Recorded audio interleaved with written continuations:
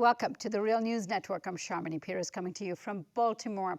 The Argentinian-born Pope Francis, on a 4-day visit to Cuba, held Mass at the Plaza de la Revolucion in Holguín, Cuba, where Fidel and Raúl Castro grew up as young boys. Speaking in Spanish, here's what he had to say. Siendo testigos de un acontecimiento que nos llena de esperanza. El proceso de normalización de las relaciones entre dos pueblos tras años de distanciamiento. Now joining me to address the significance of this visit to Cuba is James Early.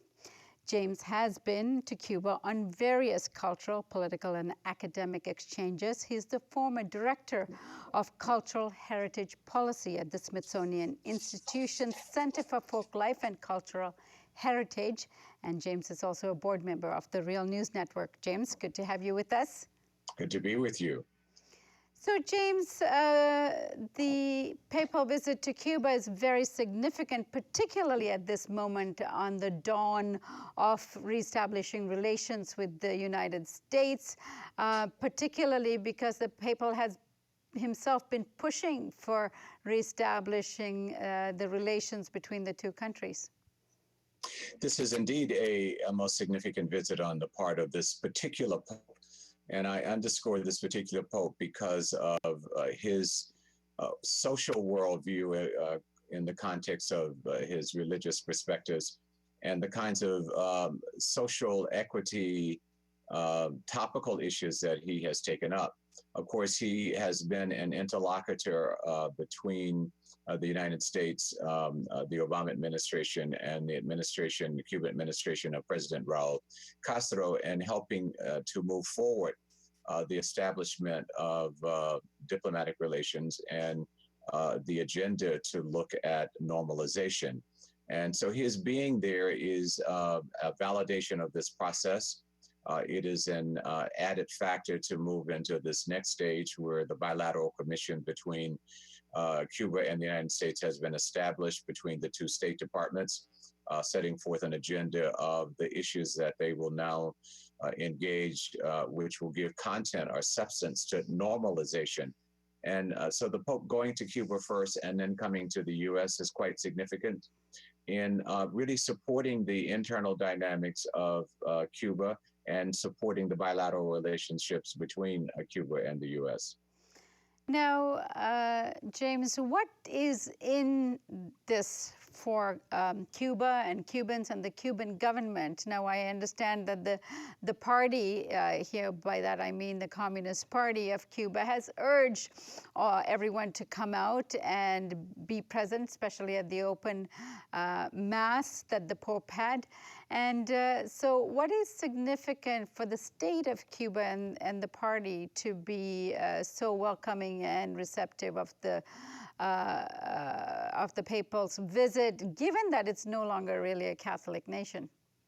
Well, Cuba was never, by way of comparison to other Latin American nations, a particularly strong Catholic nation. So Catholicism has never held the kind of sway among the Cuban citizenry as have the Afro-syncretic religions mixed with Catholicism, and which the Communist Party acknowledged 25 years ago that the most pervasive religious practices among the Cuban population is really these Afrocentric relations that have some ties to Catholicism.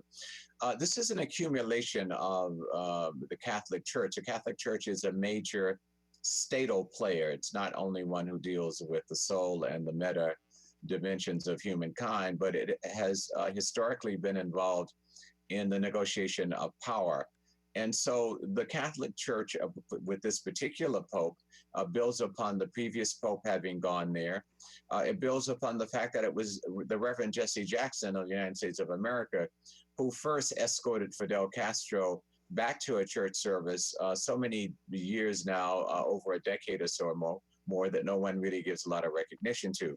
But it is a reflection that the Pope is, and the papal institution represents a validating, ethical moral and political force within the world, and that this particular Pope Francis has really cast his lot in saying that the United States should join the community of nations and recognizing Cuba, as has all of Latin America and the Caribbean, Western Europe, and the rest of the world long before Western Europe came along. So that's really the significance. The exchanges between the two are very interesting in that Raul Castro made a replica of Caridad de Cobre, the patron saint of Cuba, where they incidentally were born in Holguin, but the Pope is not going to Holguin because of the birth of either of the Castro brothers. It's because the Caridad de Cobre floated out of the sea some centuries ago and was embraced as the patron saint of Cuba. And it's just many years later, the Castro brothers were born there. So this is a reflection on the part of the Communist Party of Cuba as a part of the elected government of Cuba, not one and the same, to indicate that they endorse people's spiritual strivings, their freedom to do that. It's not an endorsement of the intervention of the role of religion into the democratic process of citizens determining what their state wants. Fidel Castro is giving the Pope a book, Fidel and Religion, which was written by the radical Catholic Brazilian priest Frei Beto. So that there have been many steps in Cuba's engagement moving away from the dogmatism of the Communist Party and the state at the outset of the revolution, in which they did not avow religious faith. People were not admitted to the Communist Party who were religious folk.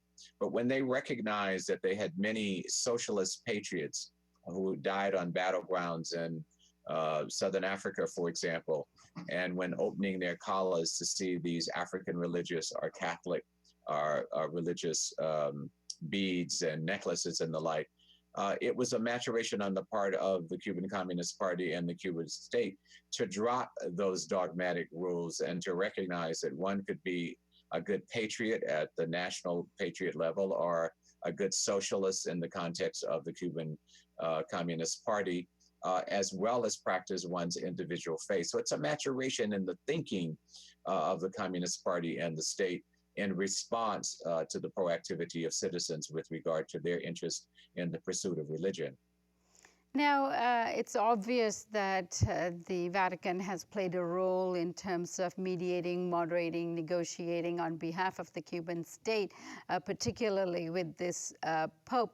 But what else is in it for the Vatican, I should say, to be engaged at this level with the Cubans? That's a highly speculative, I think, to try to think about what may be. But here are some of the issues that I think the viewing audience should consider in their proactive engagement, not just standing on the sidelines observing this from afar, but figuring out what it has to do with respect to their nations and their representatives, obviously here in the United States, but whoever will be watching the Real News Network program around the world. This Pope is from Latin America. This Pope has lived through Condor, the fascist dictatorship organized by the imperial power of the US State Department and military, along with fascist dictators during that period in Latin America, and where there were many disappeared people, butchered people, babies taken from progressives and leftists who were arguing for alternatives and given to other families and raised. Those inquiries are still unfolding in Brazil today under Dilma Rousseff, the president there, unfolding in Argentina and in Chile. This Pope lived through that and is aware of the sentiments in Latin America. He is also particularly sensitive to the sentiments in Latin America that Latin America has petitioned the UN for year in and year out with other countries around the world for the readmission of Cuba as a full member of the nation state protocols here in the Americas. And so that he brings both his religious perspective of reconciliation between humankind, his presentation at the Mass in Holguin on Matthew, the money lender, collecting taxes from the Jews, and that the gaze of Jesus was so powerful, it moved him to a transformative state to become a person of lesser greed and oppression, and to think about his fellow human beings and what he could contribute to that. So that the Pope is playing a very conscious role through these the religious frameworks as a part of the conciliation process in Latin America, the new integration of Latin America and the Caribbean that includes all of the states, and of course in the new normalization, the establishment of diplomatic relations and the process of normalization of relations between US and Cuba. So he is playing a social role, he's playing a religious role of consolidating the flock of the Catholic religion in Latin America, keeping in mind that not only progressive and left governments which have stepped in to look at questions of equity and the betterment of people and the collaboration with citizens to empower themselves, where religion has looked to the world after this. This Pope is also faced in the broader context of Latin America by the rapid flow of Protestantism, of fundamental Protestantism in places like Brazil. Cuba really is the seat of the moral conscience of independence in Latin America and the Caribbean. That's not a question of whether all populations or all countries would agree with Cuba's socialist path, but they do respect Cuba for having stood forth to be self-determined in the face of the big behemoth, the United States, to its north. And so no question in my mind that the Pope is negotiating all of those dimensions, both religious, his role as a citizen coming out of Latin America, and looking at how to establish a more peaceful protocol to negotiate differences. James, I thank you so much for joining us today and giving us some insights into your mind. Thank you. Thank you. And thank you for joining us on the Real News Network.